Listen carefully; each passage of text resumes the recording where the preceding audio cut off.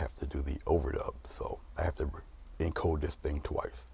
Anyway, as you can see, I've done a pre-made background a few days ago actually, and you can see what the result's going to be there on the overlay of the two purple flowers there. Okay, and so it's just me really explaining what I did, the process I went through with the alcohol. It was not alcohol ink, it was acrylic ink, the type of ink you would use in a airbrush. Okay, yes, only 4 colors will be used for this. It would be Dioxazine purple, titanium white, black, and cad yellow, and that's it. I originally wanted to do black, 2 black roses really. It almost started out that way, but as I went on, it took on more or less a purple-ish tinge. So it changed from black to purple. And obviously, I believe I'm explaining that I'm not going to use the 2 cameras. It was just the 1 camera that I was going to use for this tutorial. And I'm starting to really just block in just basic semi-round shape, not making the outline of the rose too perfectly round. Get a little variation in the petals and whatnot. As you get accustomed to doing this style, you'll kind of envision what you want to do and where you want certain petals to go. Now, because I'm using black as a base color, okay, obviously there won't be too many transparent petals floating around. So I kind of got to think of placement and where I want to put the bowl and get the shape of the rose. Once you place the bowl there and you get the 2 left and right leaves going, you can kind of almost like a little pattern how you want everything to flow. And that's the painting of the second rose, at least the kind of the outline of it anyway, of how I want it to look. Once you get your general shape, when it comes to the detailing, it'd be a lot simpler to do. And just that's what you're looking at right now. And I'm also explaining the process of how that goes. Okay.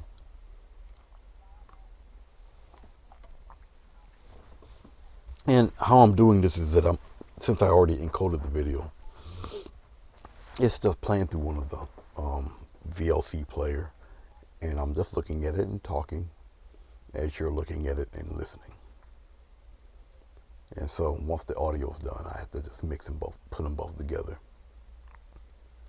in some kind of synced order. Okay, which shouldn't be too bad, considering I know where the start off point is. And so I'm getting to the point of where the green part of the leaves kind of open up there until the actual flower itself. And once again, I'm just explaining how I kind of want the path of this painting to go. I chose purple because it looks like I got just about almost every primary color in the rainbow in that tie-dye looking background. As you see, I'm mixing black, white, and dioxazine purple together. Okay. Now, I originally wanted the flower to pretty much look like that, but it would be pretty difficult to really see it. Okay, so I just lightened it with a little white. Now, there's a purple tint in all of the grays. Okay. And you can pretty much, sneak in whatever color, because gray is a neutral color, and you can invite all sorts of colors into gray. All right. And I just decided to because I originally, like I said, wanted the black rose, so I wanted to kind of tint it with purple. I wanted the purple to be more or less the highlights, but I went a little strong with it and everything, so it just turned into a purple rose. I'm blending out the bottom of that bowl a little bit. I'm trying to add in a little bit of highlight to it, and I'll be smoothing that out. I'm using a natural hair brush, flat, for it. So I'm just building it out and seeing which way I want the two petals to go, the left and right petals. And everything starts off pretty dark, and then you build up your light areas. There's going to be a whole lot of jump cuts in this because there's no audio, so a lot of the talking that I'm doing is not really necessary since I'm doing the talking now on the overdub. And we're going to start with the petal on the left there. Okay. When you get accustomed to doing petals, okay, you want to try to follow more or less an outside line. At least that's the way I'm looking at it.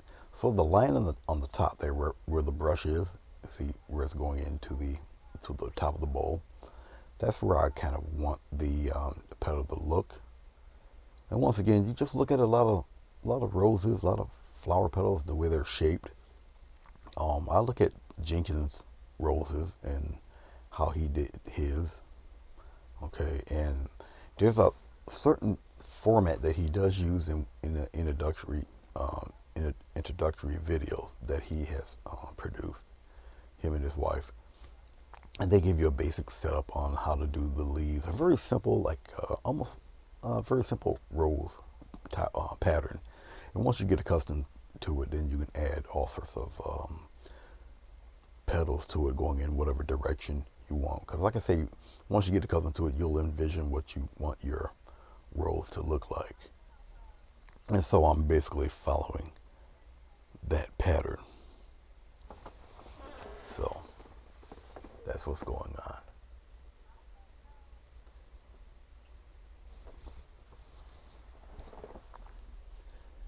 Now the two petals that are facing us, okay, which gives it its bowl kind of look. That's what I'm doing. And I'm probably going for something a little different than the typical type of roses that I normally do. And I try to do that from time to time, kind of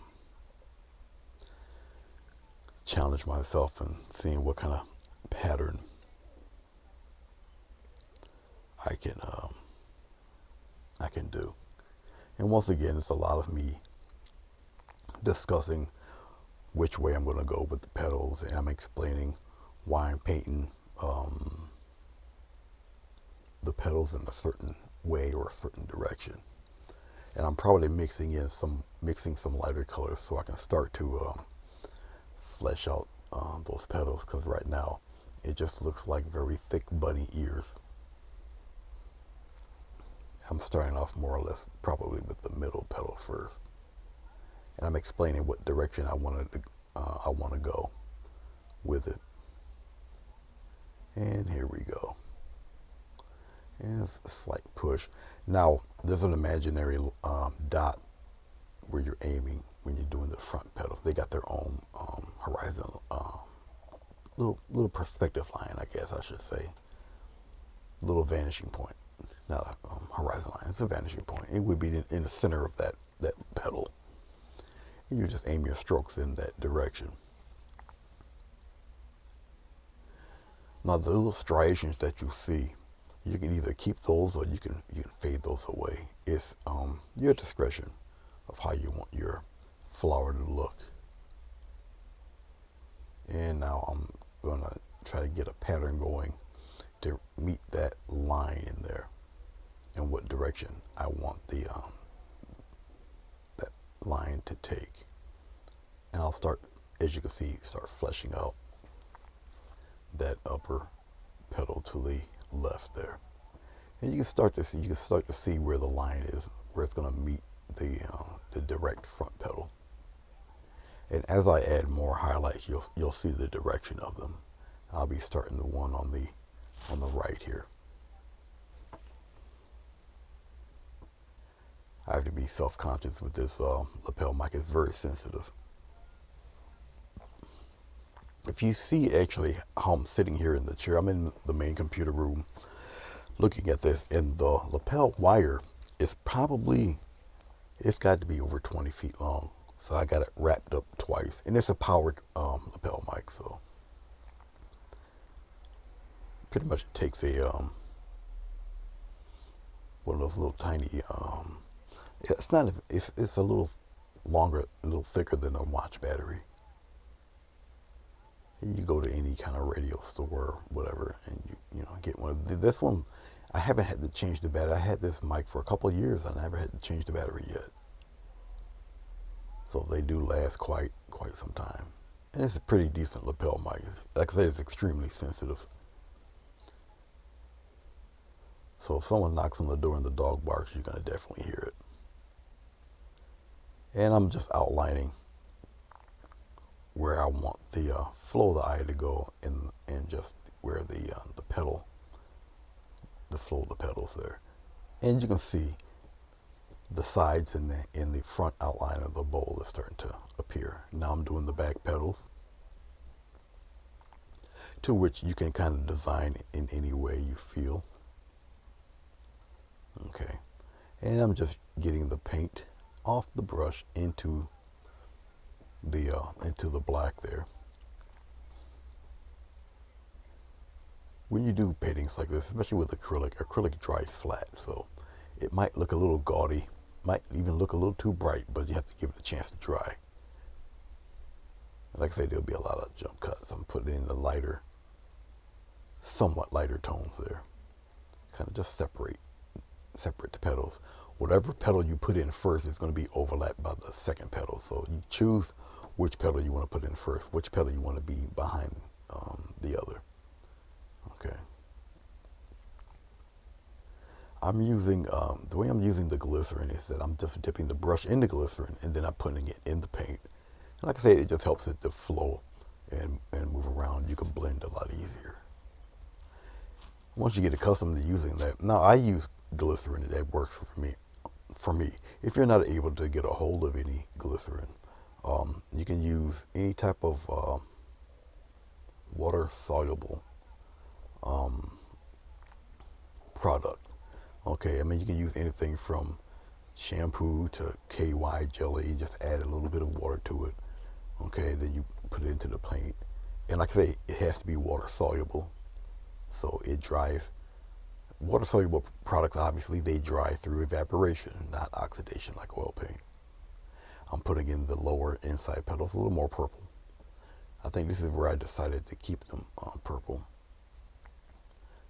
Now I could have done it in shades of gray also, but I decided to deal with the black and the purple.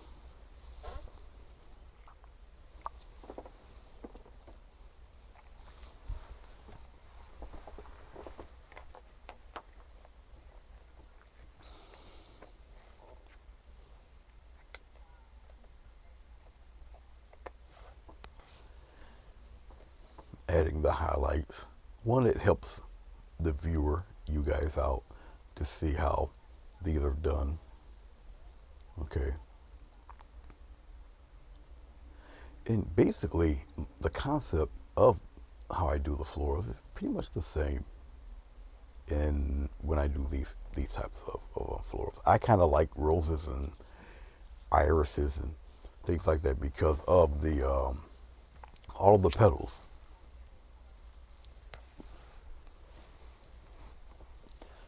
The different variations you can do with them, different styles. I have to be honest with you. I have gotten so used to painting these on such a small surface, because 11 by 15 is not really the biggest, average size canvas or anything. So these flowers are actually kind of tiny because the Jenkins, I know they work with 12 by, um, probably anything from I don't know, 12 by 16 and up to 12 by 18 or 16 by 18, 22 by 18 or whatever, larger boards, and so their flowers are larger. Um, 24 by 36. I know they've done a few, more than a few gallery pieces, very large ones. And you can get more detail, more strokes and everything, much more detailed flower. So you kind of aim your flowers toward what kind of surface you're painting on. Okay, and I'm just popping in petals there. And you got to be mindful to where you want your stamens to be. So you got to make a little room for those also.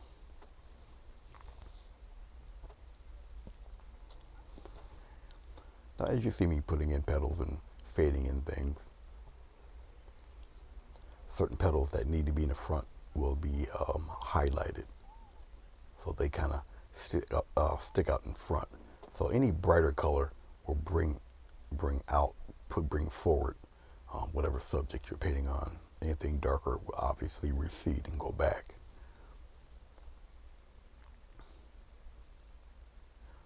And I'm explaining that, and I'm picking out where I'm going to have the brightness. It's just, sometimes it's like you see me doing this, just a slight push.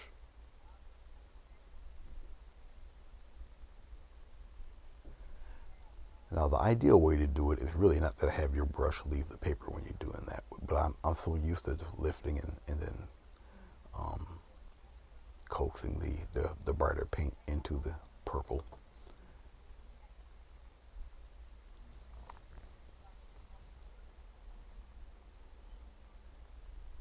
And I'm bringing the trailing brightness up and around so it gives you that nice curve.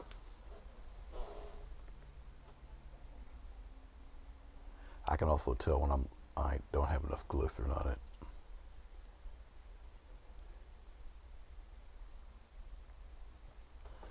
You can take a blender brush and smooth out some of those if you don't want some of those striations to be so strong.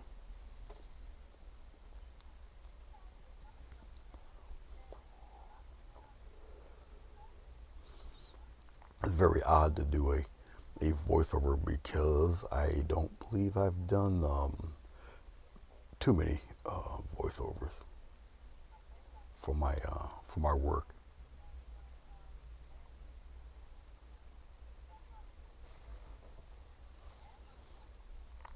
So we're about 18 minutes into it already. Like I said, you'll see a lot of fades and everything because, like I said, it's just me talking, like I usually do. Just brightening up the bottom of the bowl a little bit. As you do them, all of a sudden, your flower will almost just take a life of its own. And I'm just picking out certain places I want the highlights to hit. You don't have to highlight every petal. There's all sorts of values and different tones and shades of the purple gray.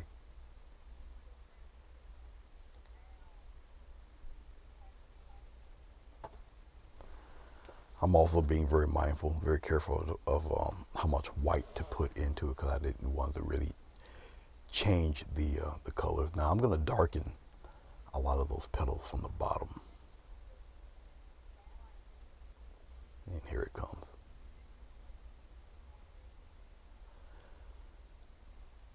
You'll get accustomed to doing stuff like this.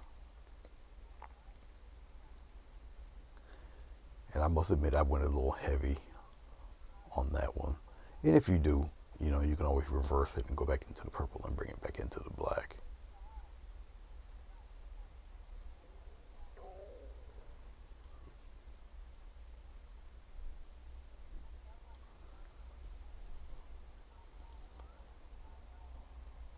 I'm just accentuating the curve by putting that black in the background there, or on top of the pedal.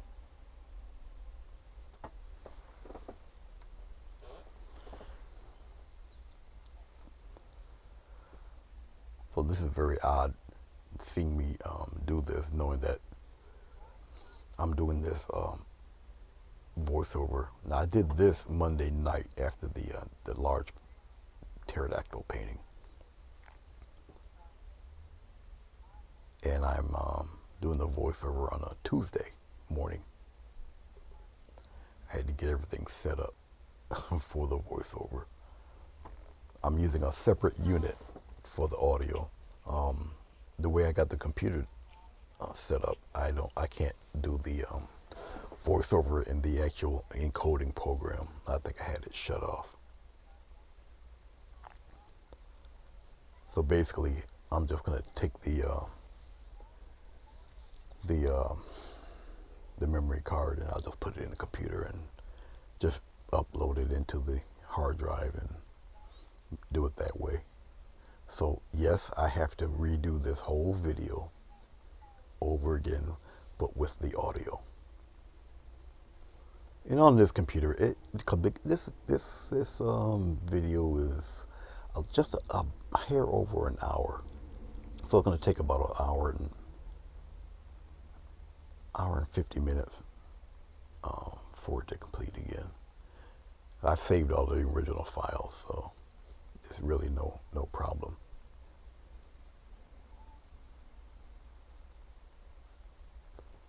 There's actually two ways that I can actually do the video.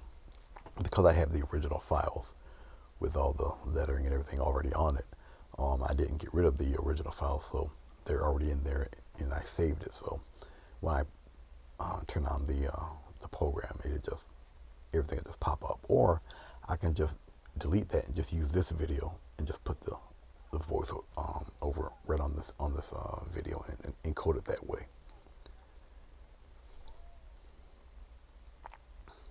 And right now I'm just adding pedals. You can add pedals wherever you feel, okay? Wherever your heart takes you.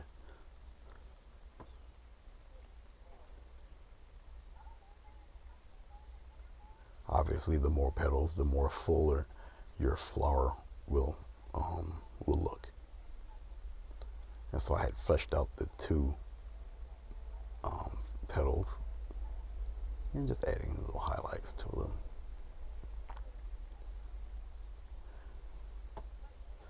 I've always found it fascinating that you can take a rectangular brush, a flat brush, and make rounded petals with them. And it's just overlapping them. I'm just fading out the bottom a little bit there.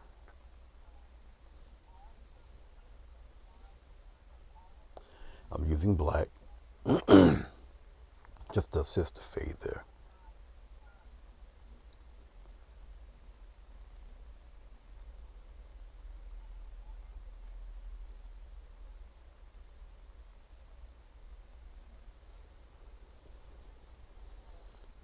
Now I'll start doing all sorts of unusual petal shapes and everything for the all the black you see on the bottom there.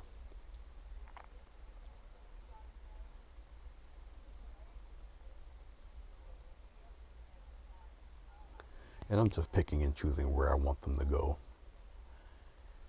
And usually in this process, I can pretty much switch up midstream if I have another idea pop into my mind.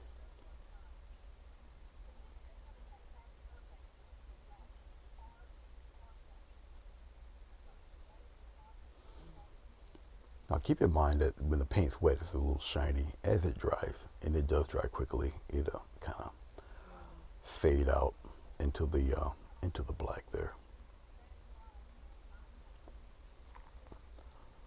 Like I say, some of these are going to change as I'm doing them. Whatever ideas kind of pop into my mind there.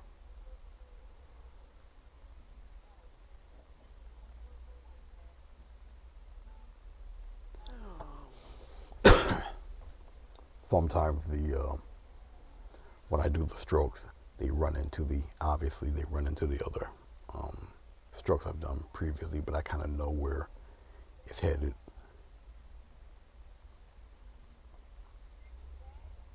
And right now I'm just laying down that that color, the secondary color.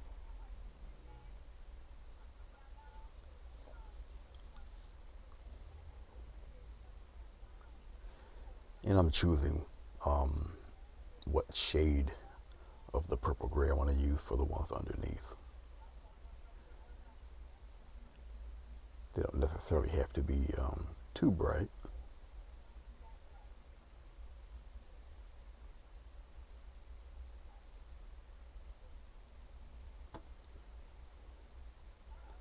Once again, I'm explaining on the direction I want some of these to go. I think I decided to make a petal fold there.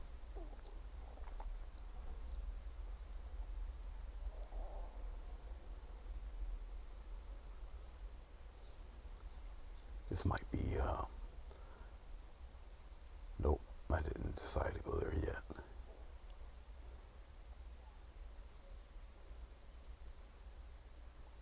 Oh, I think I'm explaining that I'm going to do a fold on that side.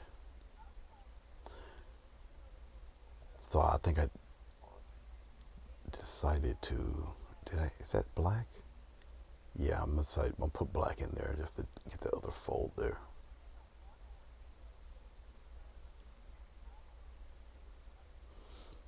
And then I'm going to highlight the purple petal there.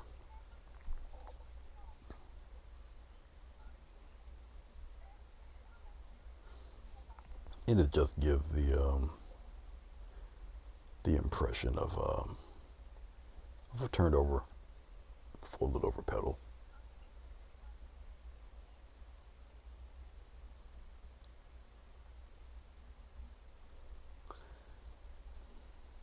And there you go.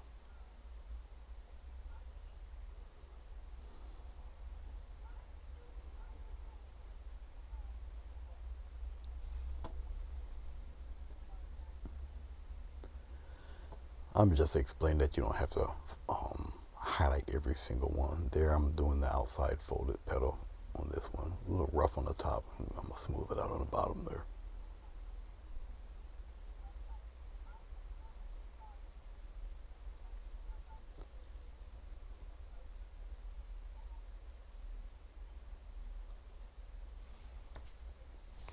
And we're just about a little less than a half hour into it so far.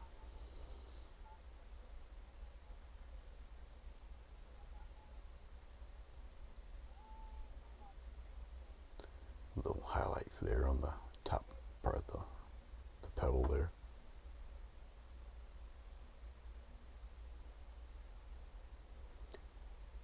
Round it off.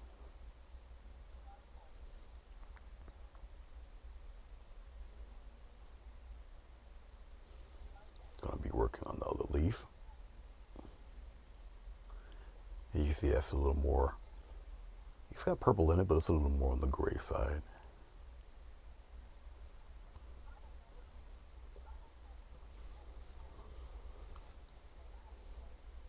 You don't necessarily have to use black and white to make your gray. You can use purple and whatever two opposites on the color wheel. Okay, you can use purple and yellow for your gray. Get it a little brownish, and then you add white, and it gives you a nice warm gray.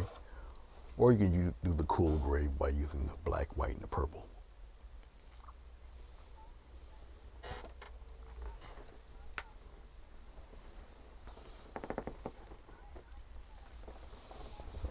I'm just adding in extra petals.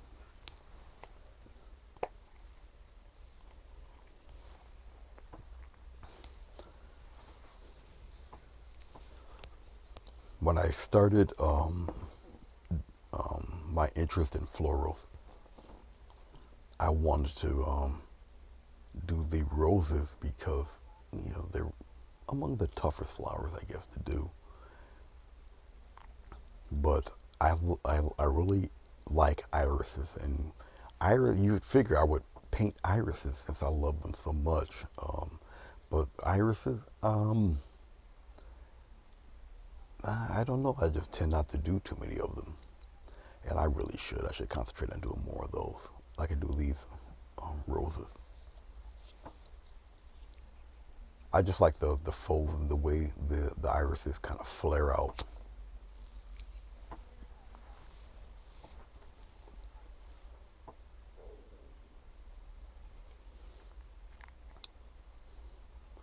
And once again, I'm adding a little more purple. I'll probably be doing that quite a bit. Once again, I got this habit of getting the rim of color on the edge and lifting up my brush, which I should not do, but I tend to do it.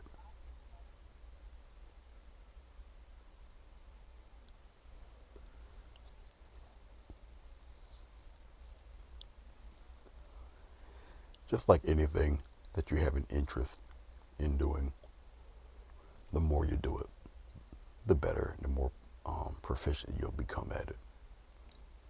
So don't ever get frustrated.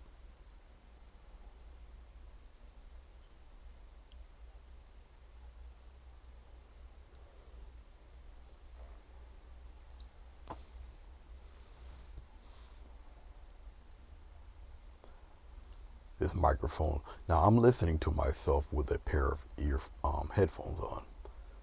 Okay, so like I said, this microphone's extremely sensitive. So you guys are catching every head movement, every neck movement. I'm wearing a sweater, so skin rubs against the sweater. You hear everything. You hear the chair. Yes, Nell, if you're listening, this chair creaks also. But it's in a little better condition. It's a newer chair. A little better condition than the one I'm sitting in on the board. Eventually, I'll get to tightening those screws so it won't disturb you so much, Nell.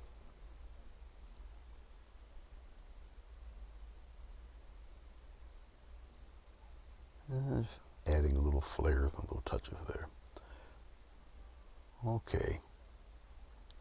Adding in the little yellow stamen thingy there. Always have them kind of flare out into the leaves a little bit. You put the bulk of the color down below, and then you just kind of trickle them outward there. I'm gonna add a highlight there to them, a little yellow-white mix.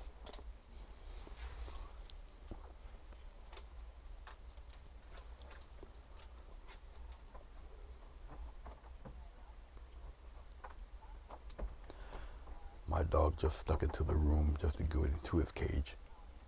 He never leaves me alone too long. You figure, you think he's asleep, but he's not really asleep.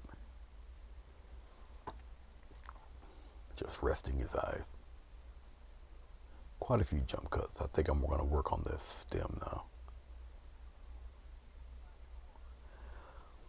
Now, I only work with 4 colors, and green isn't one of them, so I'll just use black and yellow, which gives you a nice deep olive green. You add a little white to it.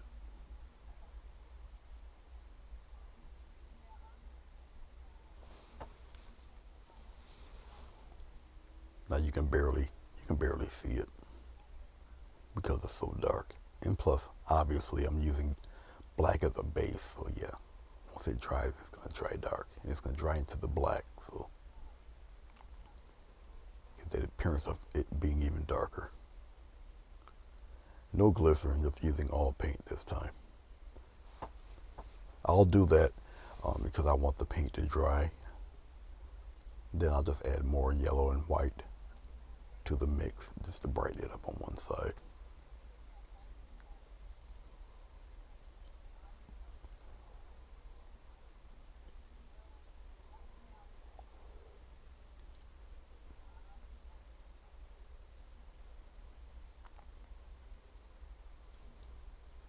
The brush I'm using is it doesn't hold a very sharp point, this particular brush, so I rinse it off and just apply the fade in there.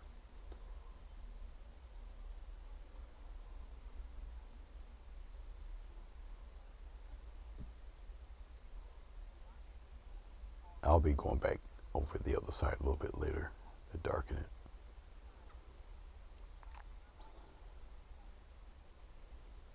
And I'll be using a brighter color just to outline that bright half of the leaf, the stem.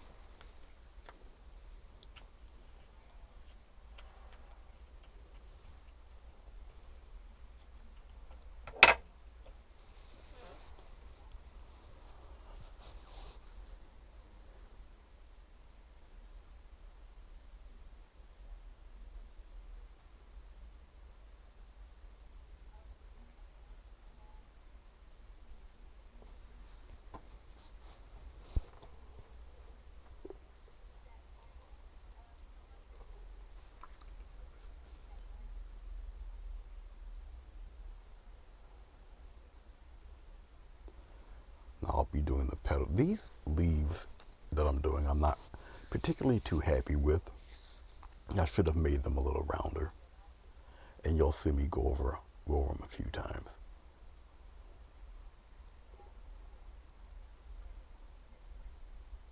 And the brush that I'm using, once again, it doesn't hold a very sharp edge. So I failed at putting the middle stems in them. And of course, I'm not too self-conscious about my head being in the way, because I think my head covers some of this process.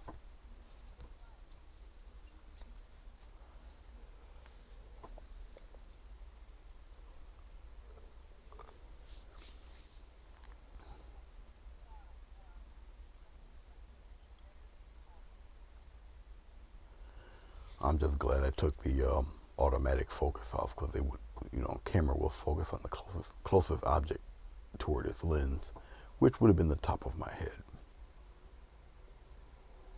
And that just would have been very disturbing.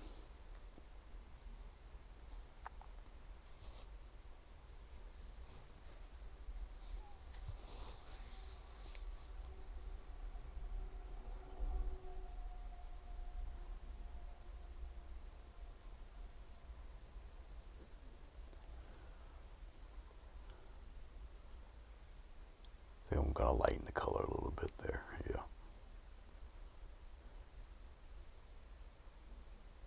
And I'm adding another leaf in there. Like I say, you can switch things up midstream there.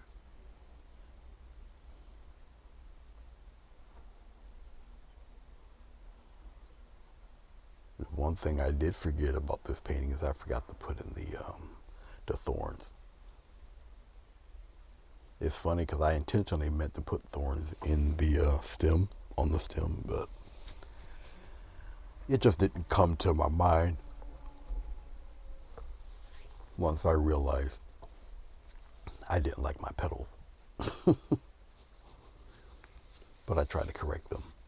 I think the next part is where I put the failed middle stems in these tiny fellas, because the brush that I'm using is it has a lot of hair, so it was meant for see, those are too thick. And I just looked at the brush and thought, yeah, this one doesn't hold a sharp point. Not because it's a bad brush, it's just not built to hold one. So as you see, I'm just getting rid of it. I'm gonna probably do it again with a script liner.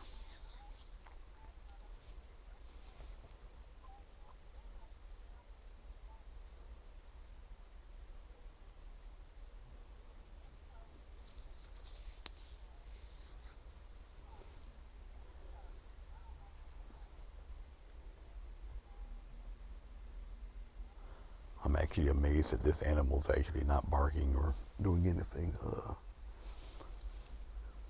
to wreck the recording. But then again,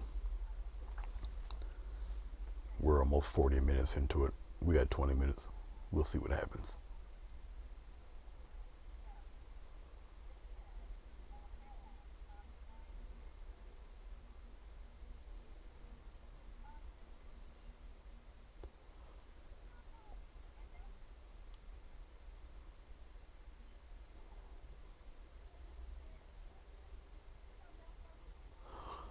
I'm going to introduce a different way to do these leaves here. They're my favorite to do. But we're going to do a different variety of the leaves. Maybe you guys can follow this one a little bit more. It's more of an S curve.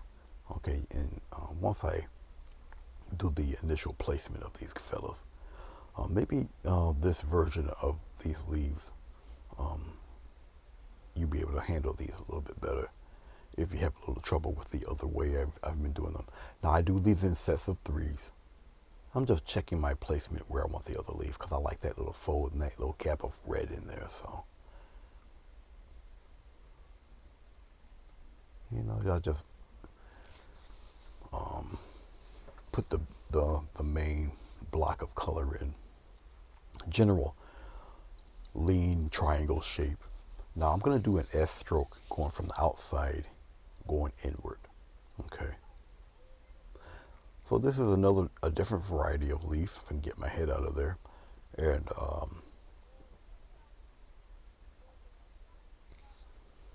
maybe this could help you out in this variety of leaf. And that's what I'm explaining it right now. And here it comes. Making an S. Just like that. And I'm not going to get any more paint. Whatever comes off the brush comes off the brush. But it's an S shape. Doing the same thing on the other side. Just emulate the other side.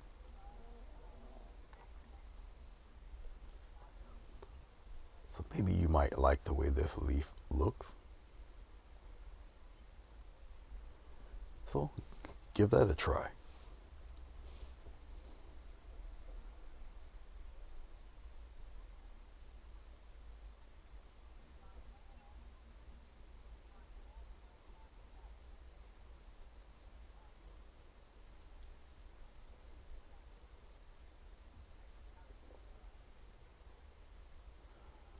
And the key to it is don't go back for more paint. Once you do the one side, you keep doing it and just let the paint naturally run out. So it gives you interesting shapes and tones and different values. Of course, my head is in the way. I'm going to overlap that leaf.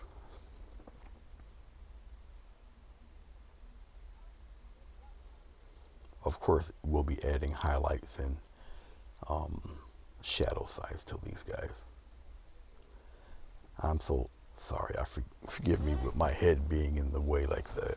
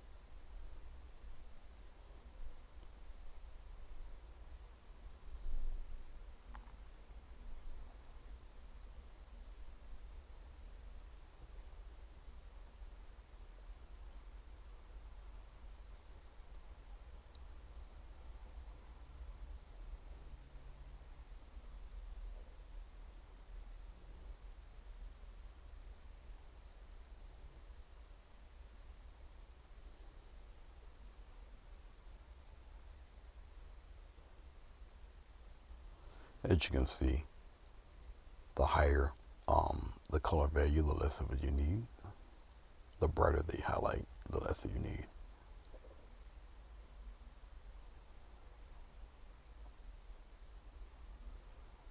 Still going in that S shape.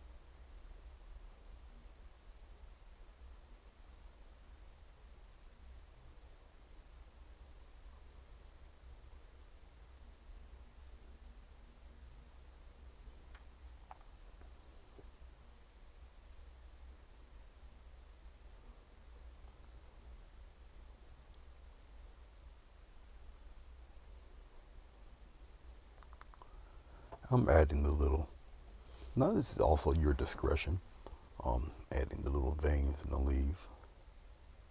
I tend to like them. Of course, with a script liner, you get the paint to an inky consistency to get them done, to get them flowing. But of course, one of the drawbacks is that, well, it's a script liner. It doesn't hold too much paint.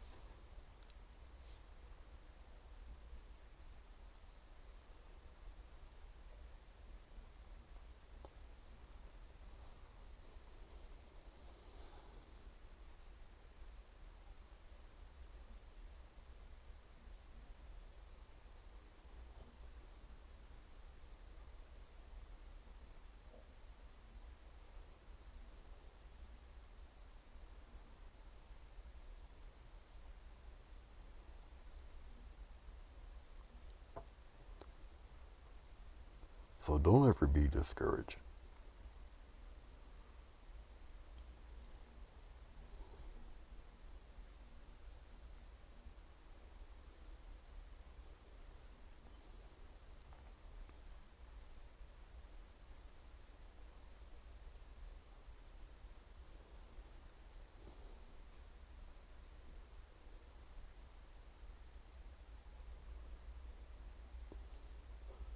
I think I'm working on the shaded side here.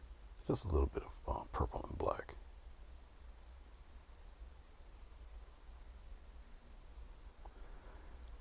Shaded area really adds dimension to your petals and your leaves.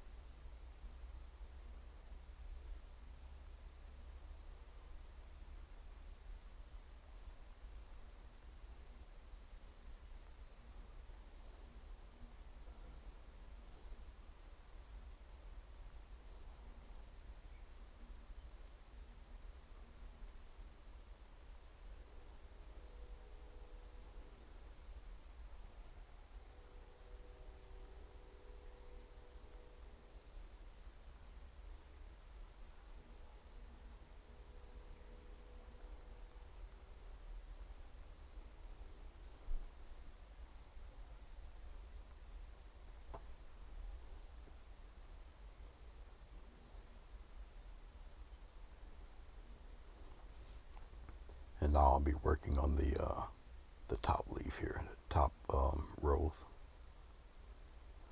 A lot of fun because you can kind of go in whatever direction you feel. I already know which way I want to go with this fella.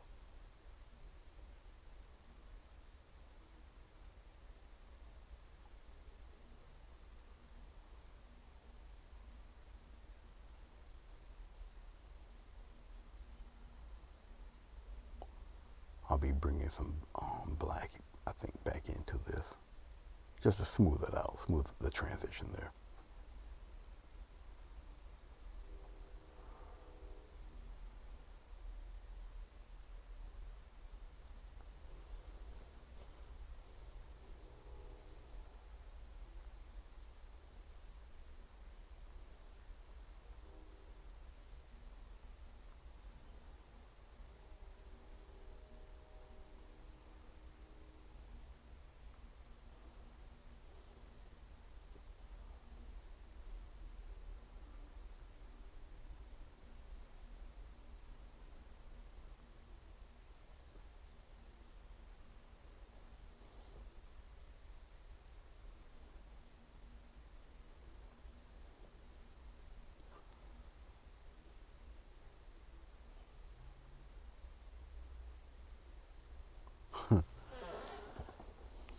As I'm doing this voiceover, I have my iPhone and I'm talking to Chrissy Canvas and saying hi to a buddy of mine, Bruce Anderson, who's doing a painting tutorial as I'm doing this voiceover. So I'm speaking with him as I'm doing the voiceover. As you see, I'm adding multiple petals. They're a little bit lighter. Obviously, it's higher up than the lower full flower.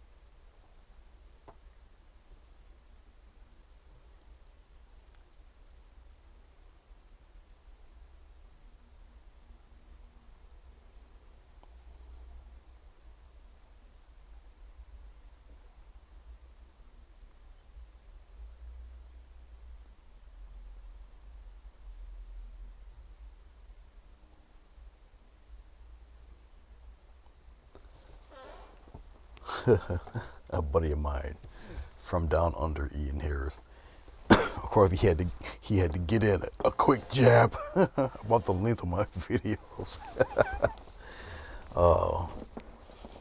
And as you guys see, okay, there go the darker purple. Remember, the darker color sets everything back.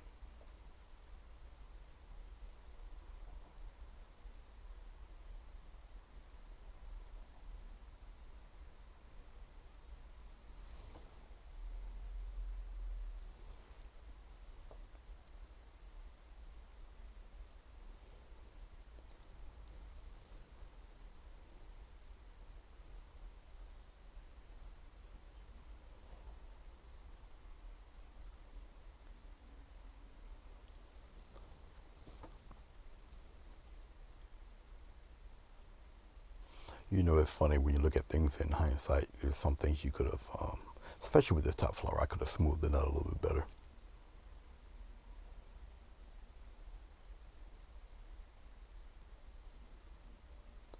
Oh, now here we come to the buds there, which is great. When Gary Jenkins showed this little trick, I was just in love with it. I couldn't believe it. Usually I would have done it with a script liner.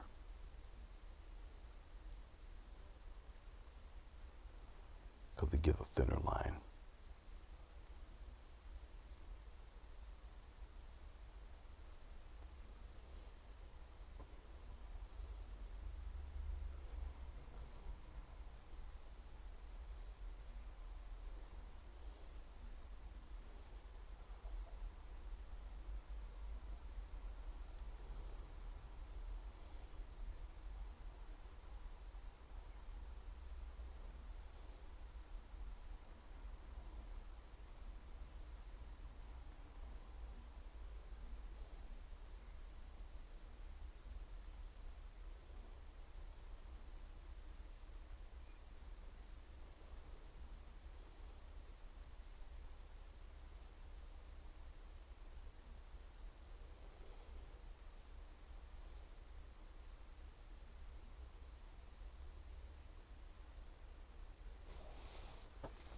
I think I also do these in threes, so I got another one hanging around. We're almost there. We're almost at the end of this thing, believe it or not.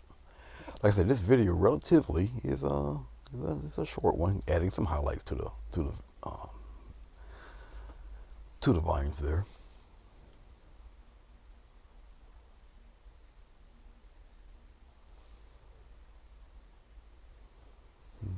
Slapping in some leaves.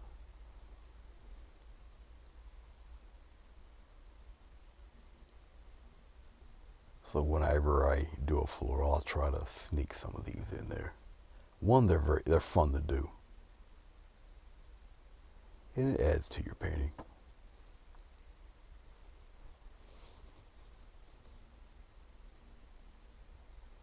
And here comes the water drops. Now doing water drops, you got a short window of time. You don't add any glycerin or anything to the paint. You just put water on the brush and you try to get rid of that inside line. Now usually I don't do the bottoms. I don't light up the bottoms. Usually the top. Then you get yourself a nice dot of paint and you put it right where you want your highlight to be. I'm putting the dark bottom there. There you go. And then I'll put the dot of white paint in there.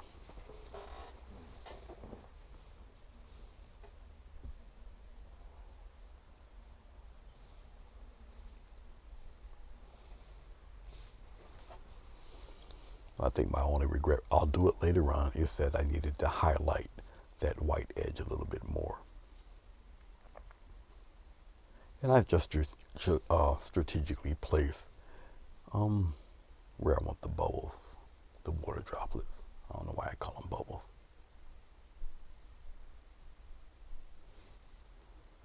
And once again,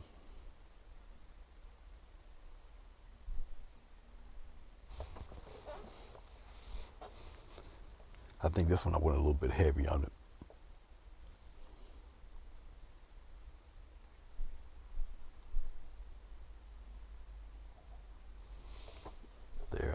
I know I did a quick jump cut because I corrected it and did it again. And once again, you clean up your brush, you rinse it off. You get rid of that inside line. So you get that little milky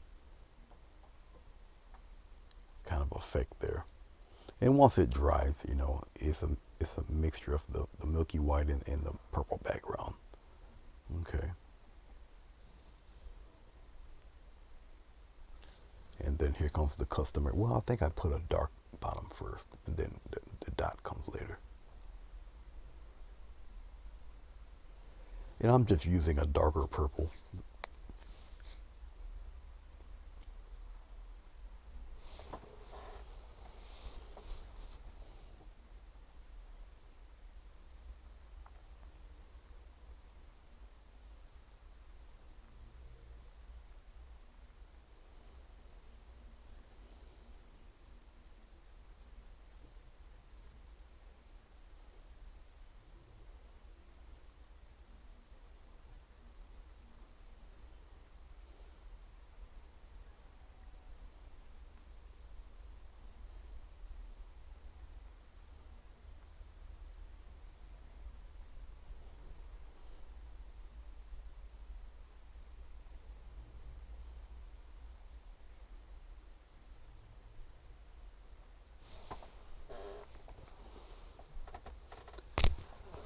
Whoops, sorry about that. Yep, got an upside down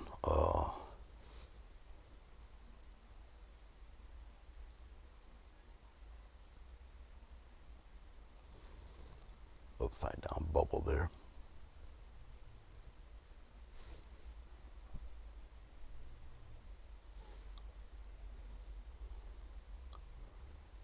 Yeah, I think we're coming right to the final stages of this video. Yep, time to whack a frame on it. I particularly like the black frame for this one. Okay, now everything matches in the positioning and the compositions is good. Everything is still evened out. You even got to take the background colors into account when doing your composition for floral. Okay.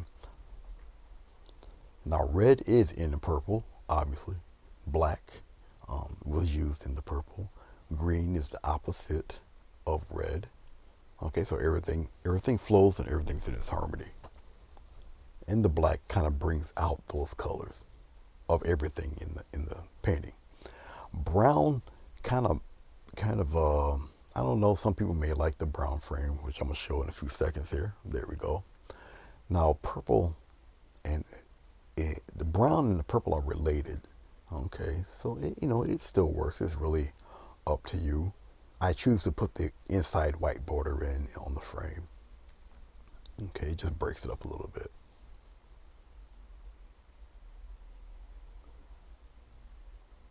And I'm also explaining the same thing that I'm speaking to you about.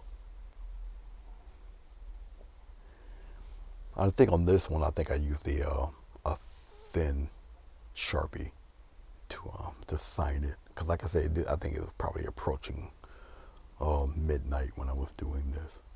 Yeah, I used the Sharpie instead. Put my name on it.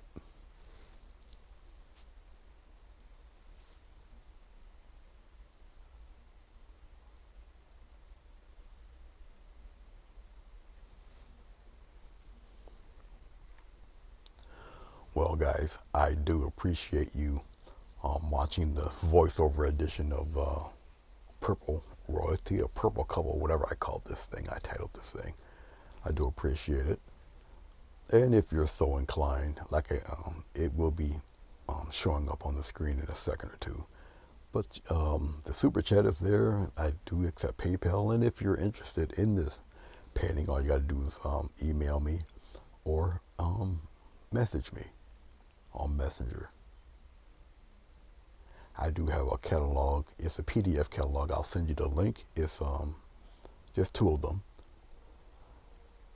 And if there's anything that you like or has your interest, I'm just highlighting those droplets there. Feel free to drop me a line or a quick message. and see what we can do for you. Hit the thumbs up button, hit the like. Okay, PayPal Super Chat would be nice. And once again, thank you for viewing. Peace.